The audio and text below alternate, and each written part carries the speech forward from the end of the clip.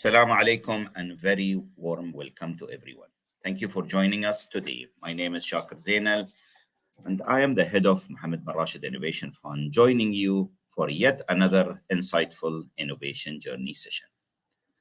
This session will run for approximately 45 minutes, of which the first 30 minutes are usually allocated for main discussion, followed by Q&A. Please type your question and the comment section under the comment section, and we will do our best to post as many of them as we can today during the Q&A.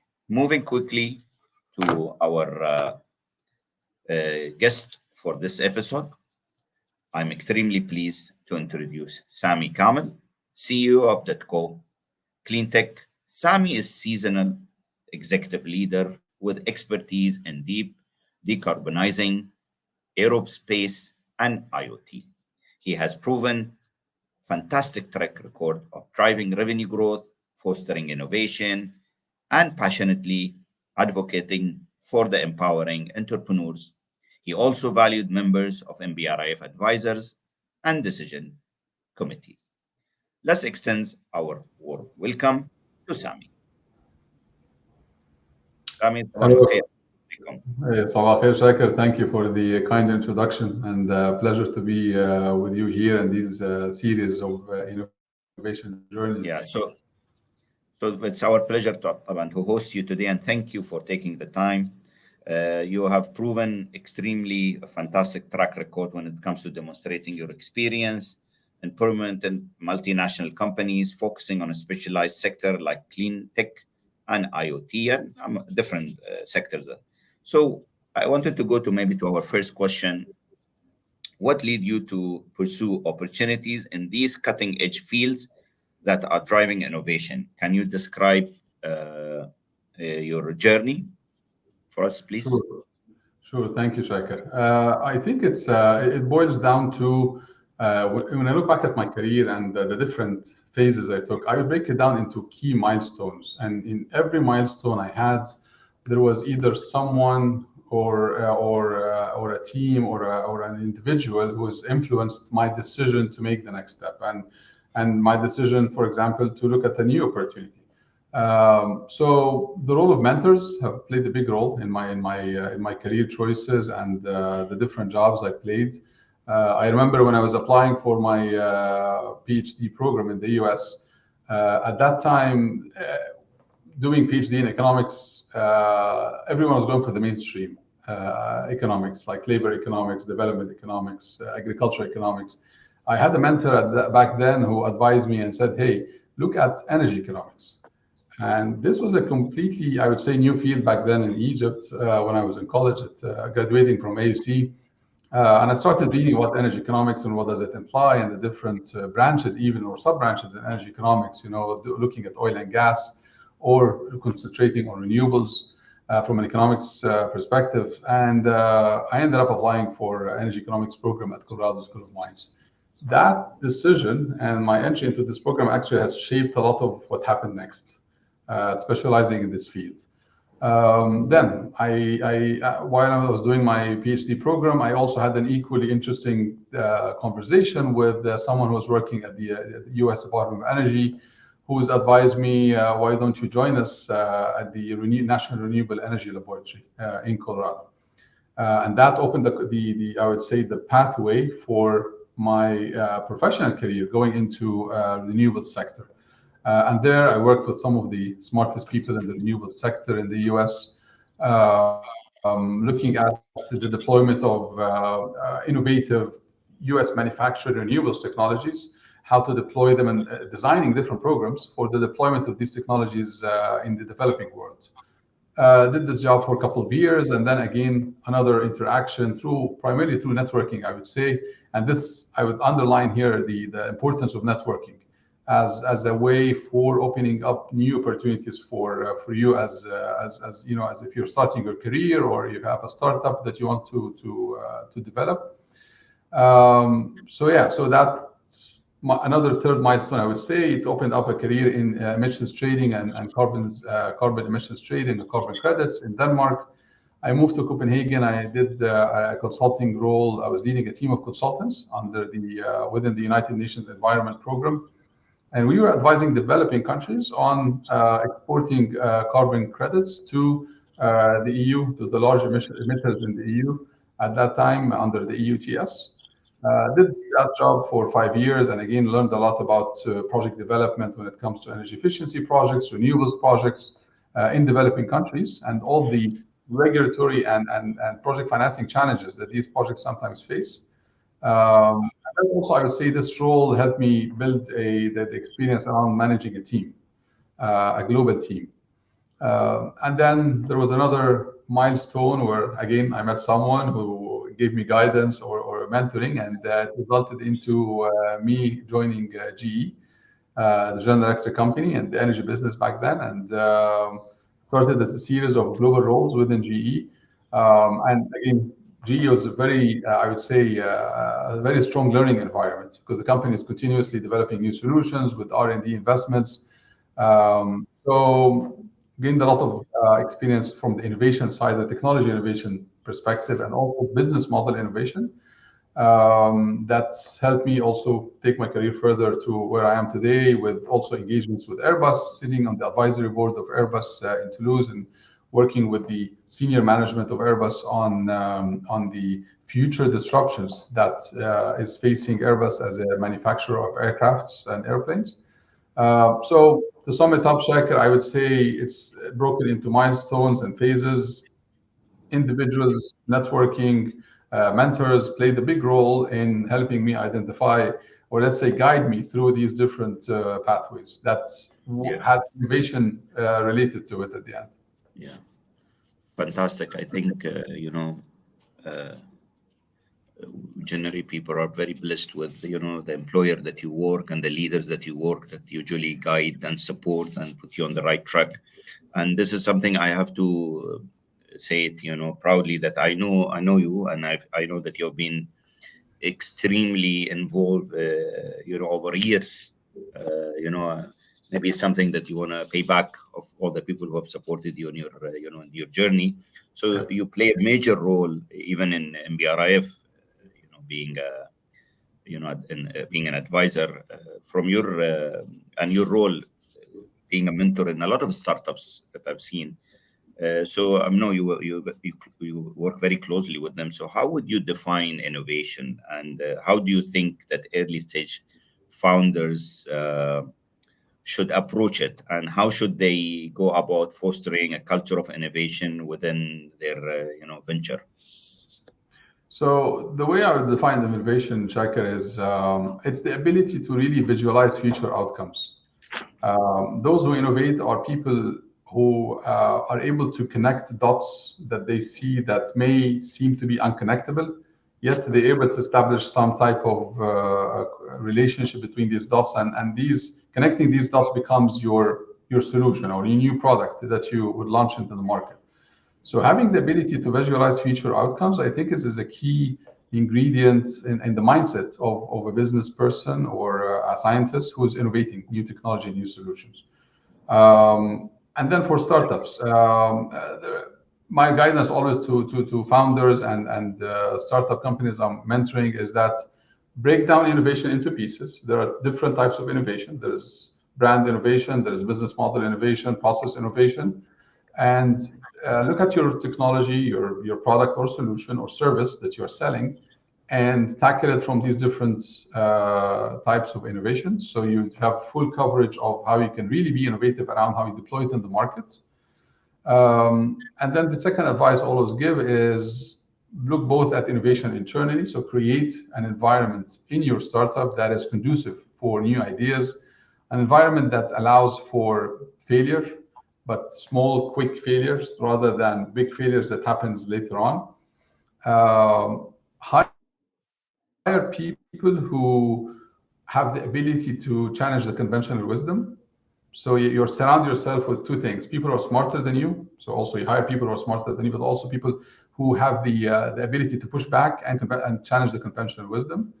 And then the third piece is to look also at innovation externally. And there are lots of good examples out there for companies large scale, small scale, which have also captured innovative ideas from the outside world.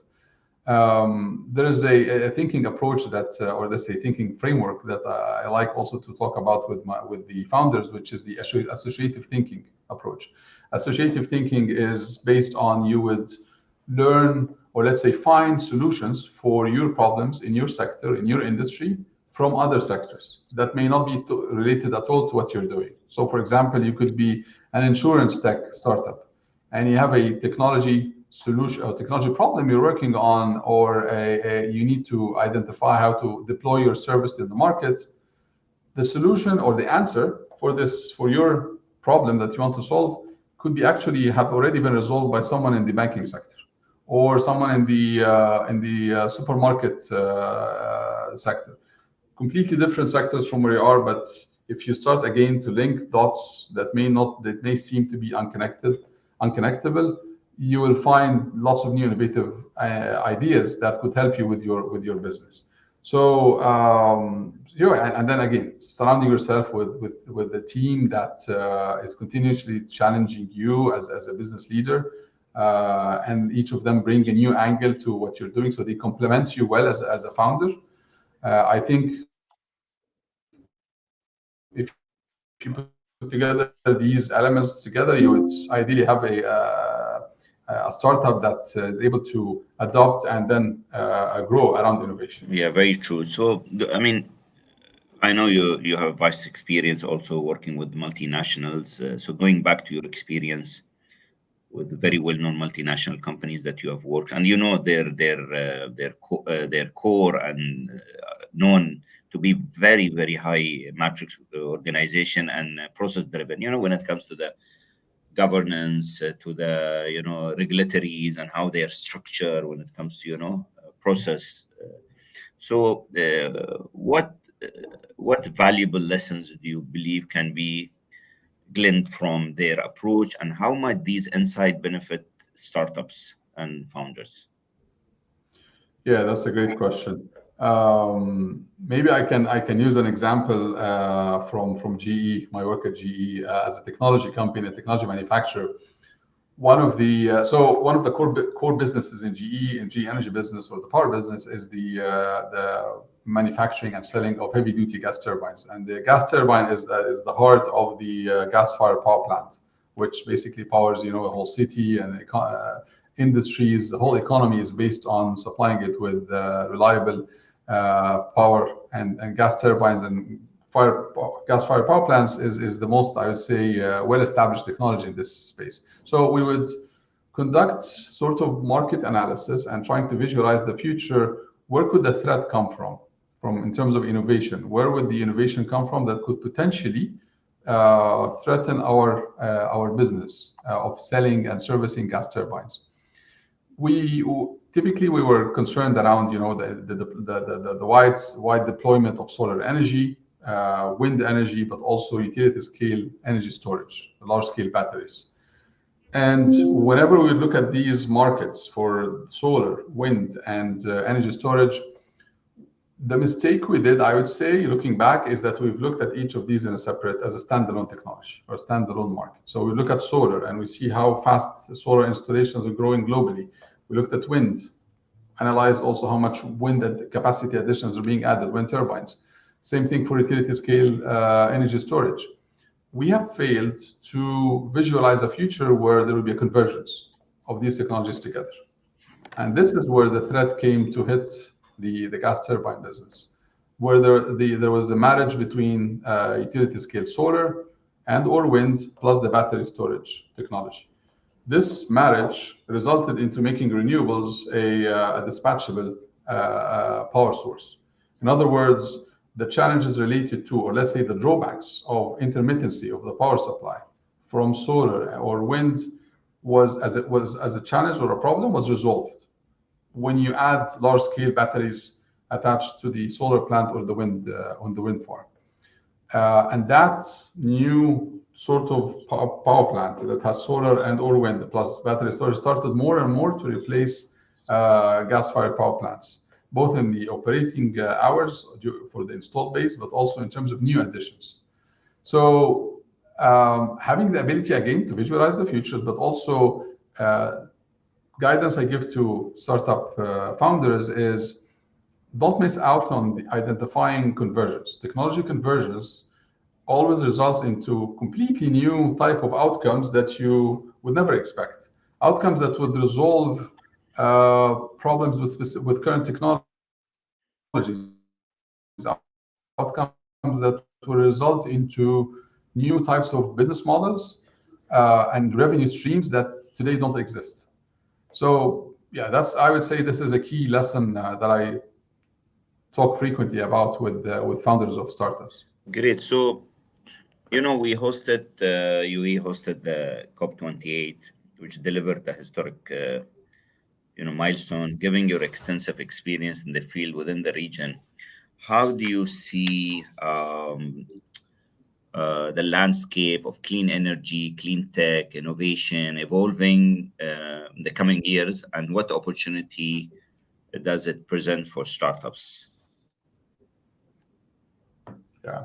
So I think the UAE has done an outstanding job here, the political leadership in the country, in positioning the UAE for a future of energy transition. And there are three key pillars for a country to become well positioned in this space. The first is policy, the second is financing, and the third is technology. On the policy side, you have well-established regulations, regulatory environment that is conducive for investments in the clean tech space. Good example, the Shams program in Dubai here, which was launched by DEWA several years ago. It allows for investors and private developers to finance and build solar systems on rooftops and sell or lease these systems to the owners of the assets. So that's on the regulatory side. Like I mentioned, there are incentives today that allows for you to invest in renewable technology.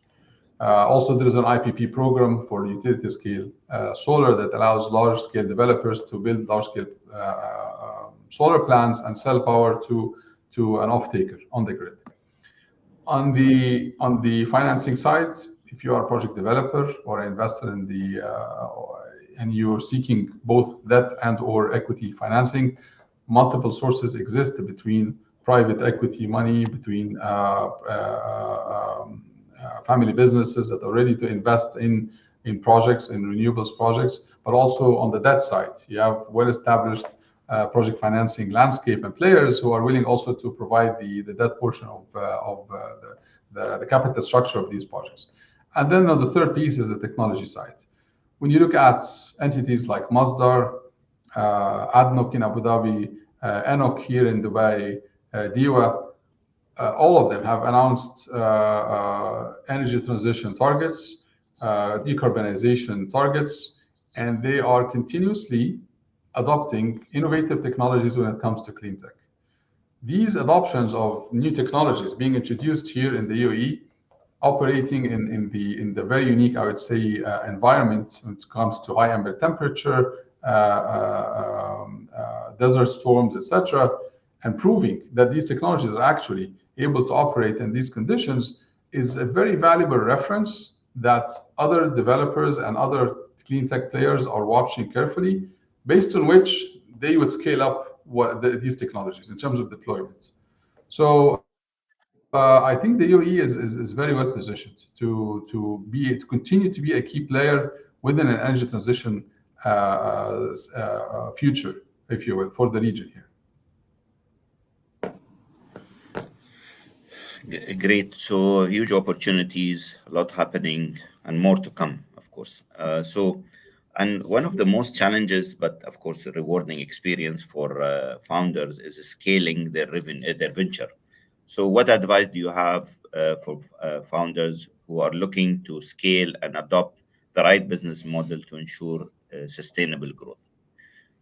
I mean, there's no doubt So scaling business is very keen to a lot of success, of startups and especially innovative, projects or businesses. that's very true, Shakir, and I think that's one of the key challenges for startups is scaling up, how to do it successfully. A common issue in startups is that they figured out an innovative product or a service. It has market traction, it has a good future, if it would sell well in the market, but the ingredients that help them develop this technology or this service, this innovative solution, are very different from the ingredients needed to scale up. So you need to relook at your startup, relook at your team, how you organize your team. So you need to organize yourself and your team for scaling up, which is very different from the starting point when you're developing the solution itself. So scaling up requires that you, for example, become more process oriented. So you establish processes across the different parts of your value chain within your company. A process around supply chain, a process around HR, a process around product development and R&D. The more processes you inject in your company or startup, the more well positioned and more ready you are for scaling up. The second element is having a holistic view of the market. So you start to look at the market more in a horizontal way rather than just your vertical where you're operating in, because there could be opportunities where you could adopt, like we mentioned earlier, business model innovation that would enable you to sell your product or service in a completely different sector than the conventional sector which you're operating in by adopting an innovative business model. And this comes usually from guidance. So startups and founders having mentors and coaches, and even talking maybe to other startups, creates this environment for exchange of views and experiences. That again contributes to startups being more ready for scaling up. Within your own company like Cleantech or space or otherwise in general, how crucial are the pilot projects for validation or validating innovation? They always, I believe in, test and trial and, trial and error, and then, you scale up. So one thing, how important is that? And then how can, once the pilot validation happens or the proof of concept happens and you can see easily that you can scale it up, how can you secure funding for such initiatives?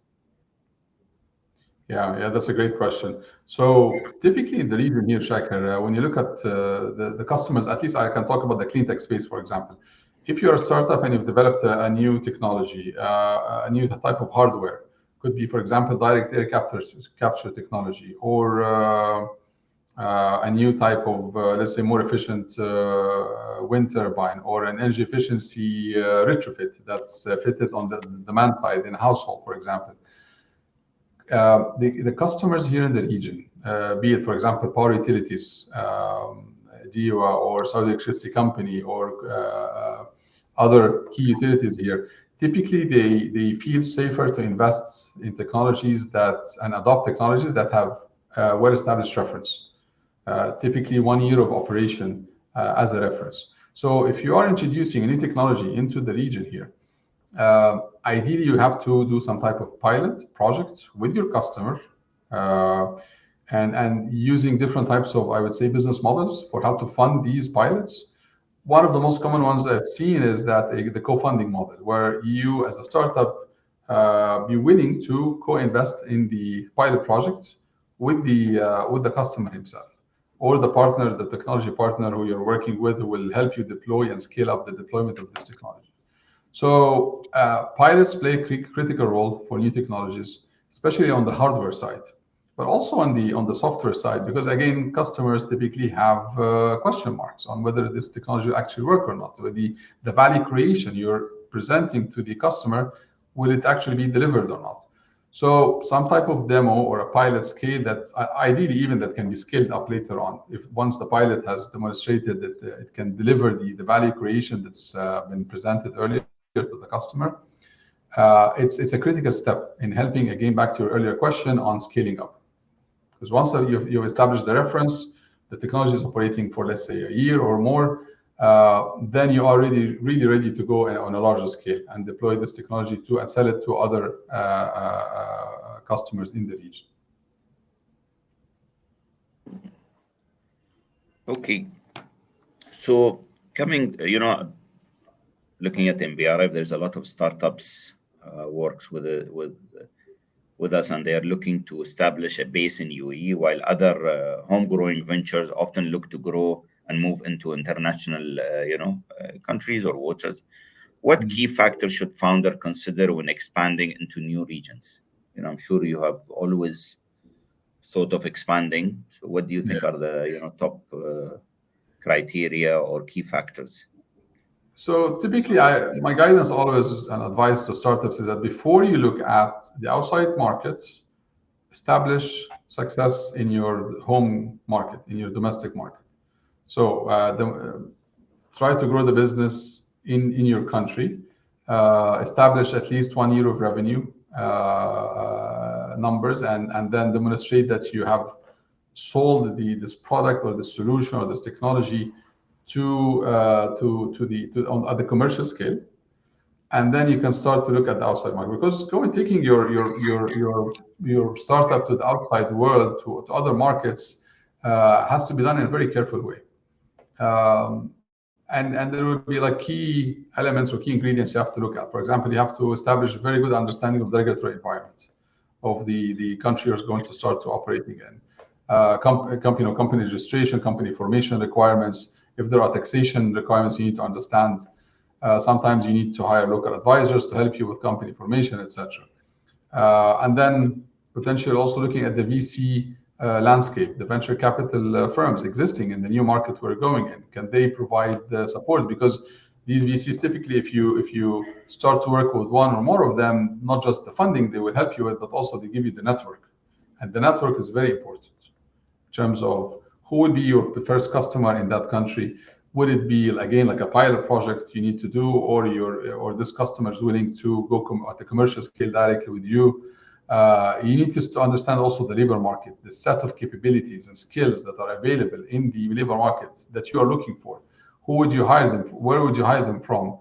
What is the typical recruitment process? How do you identify talent in a new market?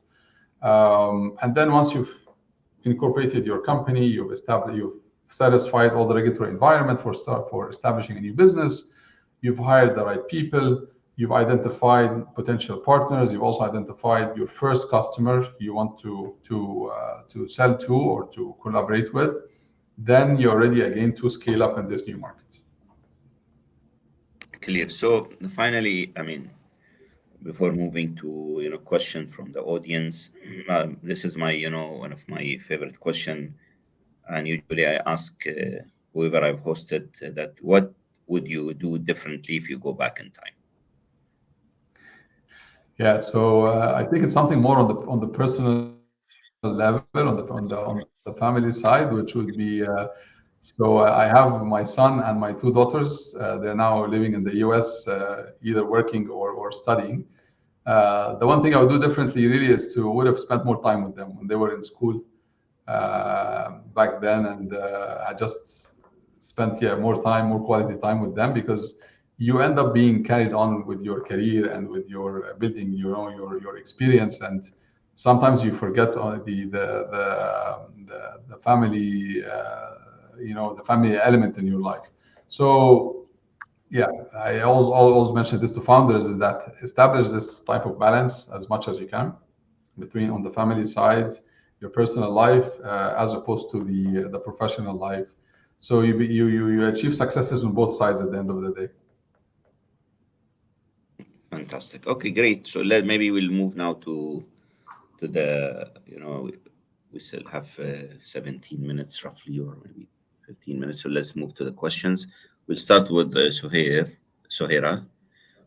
sorry. What is the rapid pace of innovation? There are risk of getting overwhelmed by a new technologies. How can startups strategically identify and integrate the most relevant technology for specific needs? Yeah, that's a good question. So as a business leader in a startup, one of your responsibilities is to be continuously open for looking at new innovations, like as I mentioned earlier, or new technologies that could help your startup, accelerate your growth, for example, or make you become more efficient. But at the same time, you have to be careful and to be ready to do what we can call killing bad ideas. So as a startup, and especially if you start to grow the business, you would be approached by other market players who are providing you with new technologies or new solutions and saying, hey, this will help your company grow, or you have to invest with us because this will enable you to scale up, for example. Um, your responsibility, part of it, is to kill bad ideas that if you adopt, it could take your company down. So I agree with you. You could get overwhelmed, and you need to have this eye for which technology is or which innovation is most relevant for me, as opposed to something that could actually hurt my business. If I adopt it and it's not completely mature, or it's not matching with my business model, or not matching with what I want to achieve in the market.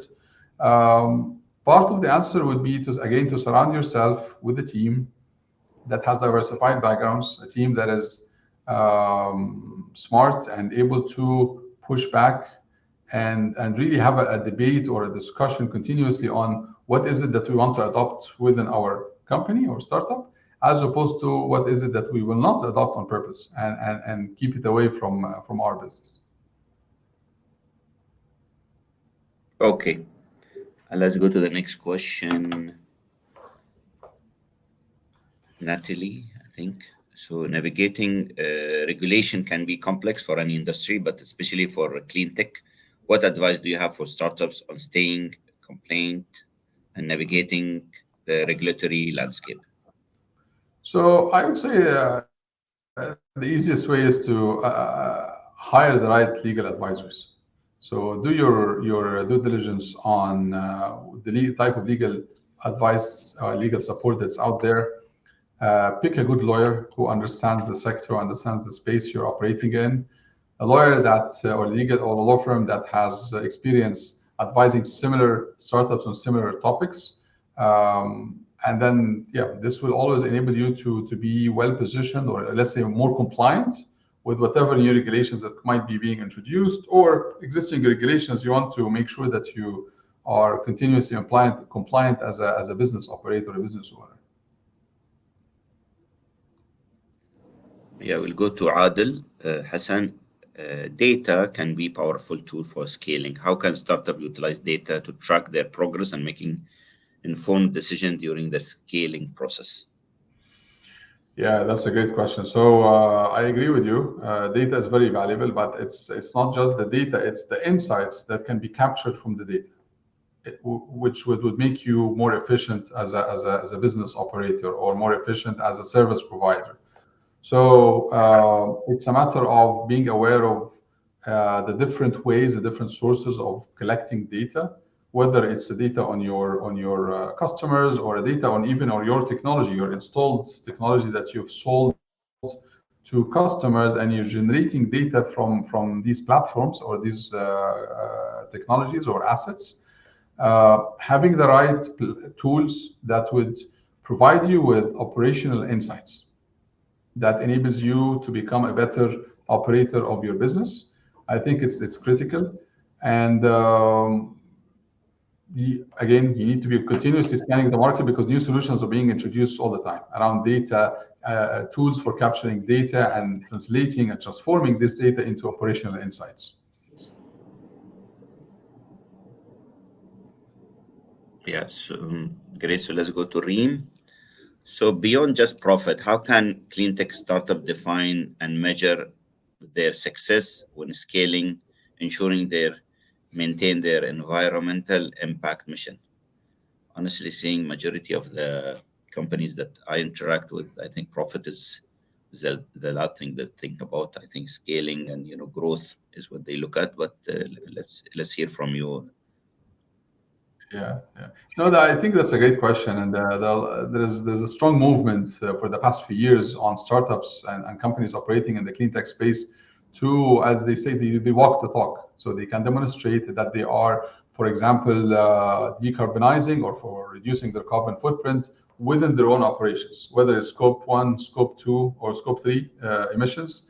They're tracking these emissions. They are making decisions around procurement, for example, from suppliers who are also decarbonizing their manufacturing processes. So there are a long list of methods and ways to both quantify your carbon footprint the scope one, the one specific to your operation, scope two also, and then also scope three related more to the on the supply chain, but potentially also on the demand side, and announcing decarbonization targets, for example, or capturing or measuring how you've reduced your carbon footprint. You've established a baseline, and then you've deliver on decarbonization of your operation, and then market these achievements within your business. So when you are talking to customers, you're also highlighting, hey, I am also decarbonizing my own operation. I've been successful in reducing my carbon footprint. And there are different technologies out there, different solutions out there that can enable you to measure these carbon footprints, but also how to sort of institutionalize the process across your value chain. Then you take it outside to the market as part of your brand, as a clean tech startup. So we'll go to Dina. What are the different funding options available for clean tech startups beyond traditional venture capital?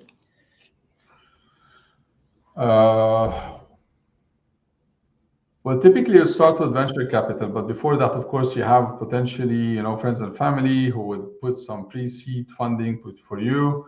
We're seeing more and more commercial banks coming into the clean tech space, although most of them would want to see from on the debt perspective, on a project finance perspective, they want to see scale. So having besides venture capital, you could have specific, businessmen or high net worth individuals who are willing to place a bet on your startup and participate with a ticket that would take you to the next step of growth, away from relying on venture capital. So the landscape is becoming more diversified in terms of source of funding, whether you're looking for equity money or for project finance. And this is one of the advantages of being here in the Gulf region, with all these different sources now emerging. As we're even seeing some of the sovereign wealth funds are starting to offer platforms and support for startups.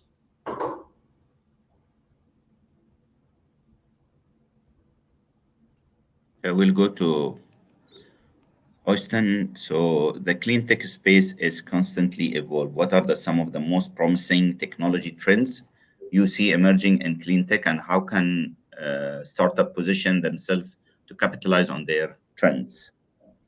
So I would say in the past few years, the issue around measuring your carbon footprint, measuring your emissions, putting a price on carbon, being able to capture carbon, CO2 from the atmosphere, and even after capturing it, blending it in different products. Could be, for example, you sequester it in cement or in other products, is one of the key trends we're seeing in the past few years.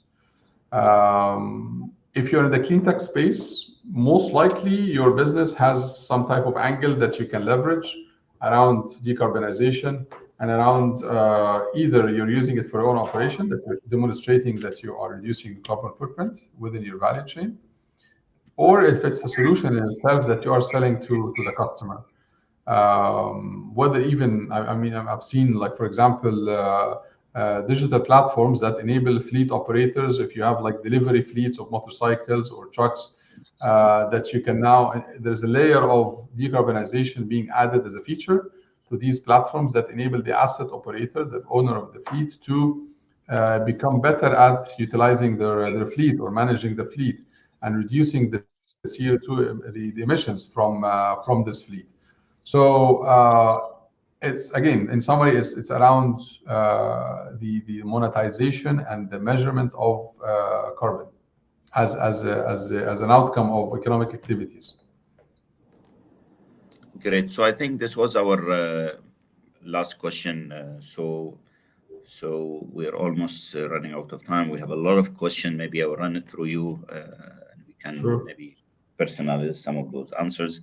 So Sami, thank you very much for your valuable time and generous insight, and your wisdom and vast experience in few sectors. And I'm sure the audience had a fantastic and great insight from your experience.